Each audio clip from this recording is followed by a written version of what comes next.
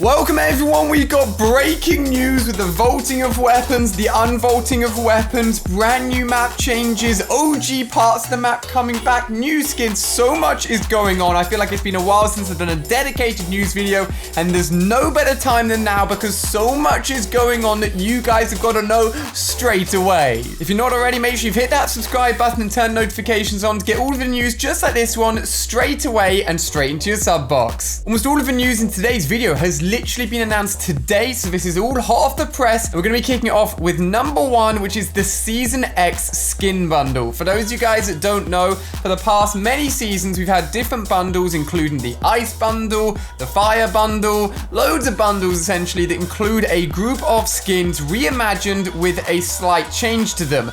This season is potentially linked in with the return of Kevin the Cube that is now floating around the map with the island on top of him, which happened in last week's update. It looks like we're going to be getting a dark version of the Red Knight skin, yet again in the bundle, the Jonesy skin, and also the Masked skin as well. Looking all very cool, all very scary, and makes me think that the Cube returning is a far bigger part to play in this season than we're all realizing quite yet. So look out for that bundle. As always, use code ALIE in the Fortnite item store. It does refresh every 2 weeks, so don't forget to update it. All of these guys have done so. I really appreciate it. And keep an eye on the store for this bundle coming very soon. It definitely looks pretty cool. Now, looking as far ahead as Season 11 for the next season, this image has been found on the Nintendo Switch website, believe it or not, with another bundle, but this time called the Dark Fire bundle. You may notice some of the emblems on there actually represent and are similar to some of the skins that are already in the game.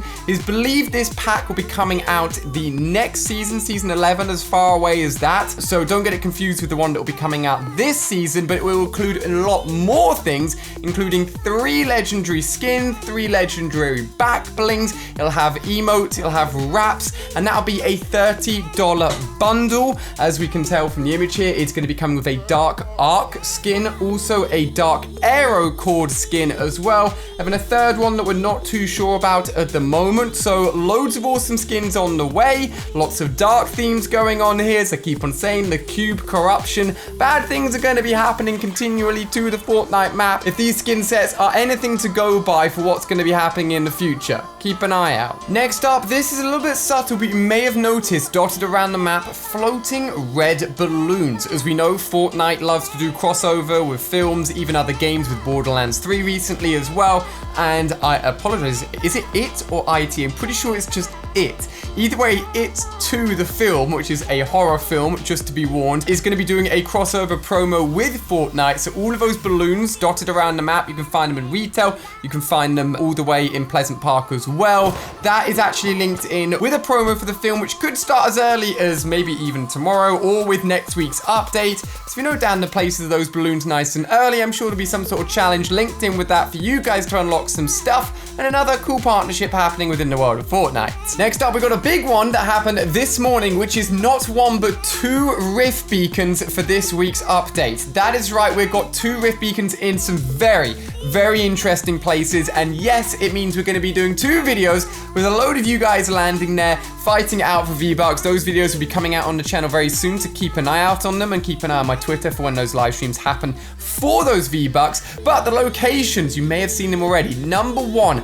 Ice Greasy Grove, or basically just at the bottom of Polar Peaks, and number 2, Paradise Palms. Now, not only are these big locations, especially Paradise Palms, which is a very popular landing spot, but the more important thing is the area they represent. Obviously, the iced up version of Polar Peaks originally was Greasy Grove. There is a very high chance that when the Riff Beacon is activated with the following week's update, that the ice will be changed and the old Greasy Grove will be inside the Riff Beacon. I don't want to get people's hopes too high because there has been cases where the Riff Beacon would maybe bring back, say, OG Tilted, but instead just brought back something brand new. So the chance of it being something new is just as much as it is OG, but I'm crossing my fingers, and I'm sure you guys are as well, for Greasy Grove. On top of that, we have got obviously Paradise Palms. which is directly on top of where the OG Moisty Mire used to be. Not the most popular spot, but a spot that had been in the game originally since Season 1 and has since gone, obviously. If you really want the OG places to return, hit that like button within the next 10 seconds. Let's see how many we can get. Let's show Fortnite we want these OG spots back. Please, Riff Beacon, OG, that's what we want. I know people are going to be disappointed that Paradise Palms is going to be changing. Me, personally, I am very upset. I love Paradise Palms, don't get me wrong. With 2 Riff Beacons, that means 2 map changes with next week's update. It's going to be huge. I cannot wait to see what comes out of them. I'm crossing my fingers, guys, and I'm hitting that thumbs up button for both Greasy Grove and Moisty Mire. Let's see what happens. Now, this news has literally come out just a few minutes ago, and it's the reason I'm making this video, to put everything together, because this is absolutely crazy. We have got many votes and actually a little bit of an unvoting as well, but the voting is probably the thing you guys are going to be talking about the most. Now, obviously with Fortnite, there's many array of items, weapons, and they go in and out of Fortnite all the time, and we have got the voting of some big ones. Ladies and gentlemen, the voting of the combat shotgun, the drum shotgun, and the proximity launcher, all done right now. It is activated via a hotfix, not even with next week's update, but just rolled out right now. They are no longer in public games of Fortnite. What do you guys think? I'll be honest and give my opinion. I think the drum shotgun was way too spammy. Happy to see that thing go. Proximity launcher was very annoying. You've seen me actually die second place to that thing many a times just because they've shot it over my wall. The combat shotgun's an interesting one. When this was first added into the game, I didn't understand it. I was so annoyed that the pump was gone. And recently, like, I've learned to understand just how good it is. And I think we all realize it's a little bit too good. That means going back, we have now got the OG's tac shotguns and pump shotguns in Fortnite. Let me know what you guys think of that down below. Are you happy that all of those things have been voted? Is that a thumbs up from you or a thumbs down from you? Let me know. From what I'm seeing online, generally everyone is very, very happy with these changes. And I think it's a good thing. I think all of those weapons that have been voted are too spammy, a little bit too strong or too easy to use to step in the right direction, Fortnite. Well done. Oh, but that's not all. We've got votes, we've got unvotes, and the suppressed assault rifle is back in epic and legendary form, which means you're gonna be finding a lot more scars lying around the map now. I'm always a fan of a scar, be it silent or unsilent, so this is definitely a plus for me. And something I'm really interested to check out is the automatic sniper.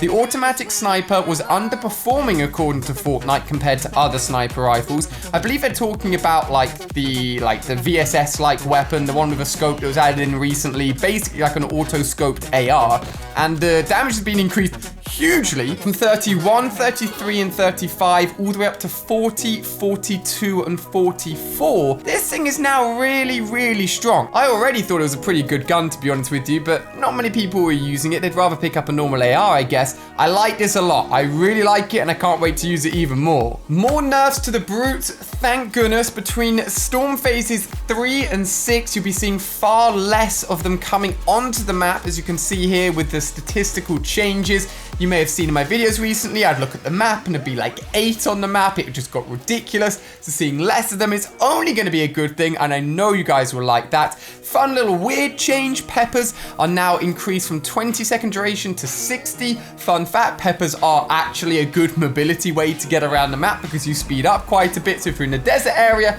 and you need to run away, actually look on the floor and around some of the trees for peppers because they're going to last for a very, very long time now. And then finally, Retail Row. For those of you guys that landed there or see any pro players land there, it's a big hotspot at the moment because, as you may have realized, like the obelisks, like the spawner, zombie spawners, if you destroy them, they drop amazing loot, amazing weapons, and like launch pads, like they're insane. And if you chuck a junk rift at them or bring the mech in, you can destroy them so quickly, and you can farm up, like, I think me and a few other friends were playing the other day, and we came out with like 15 launch pads between us in the squad game. So what they've ended up doing is actually reducing the number of those zombie spawners from the maximum of 7 down to 5. And if you destroy one, it takes a little bit longer for it to actually come back onto the map. I've just noticed they said here that the chance of jump pads Aren't they called launch pads? Yeah, jump pads are the things that have been vaulted. That's a little bit of an error there, guys. Jump pads aren't quite back in the game yet, unfortunately.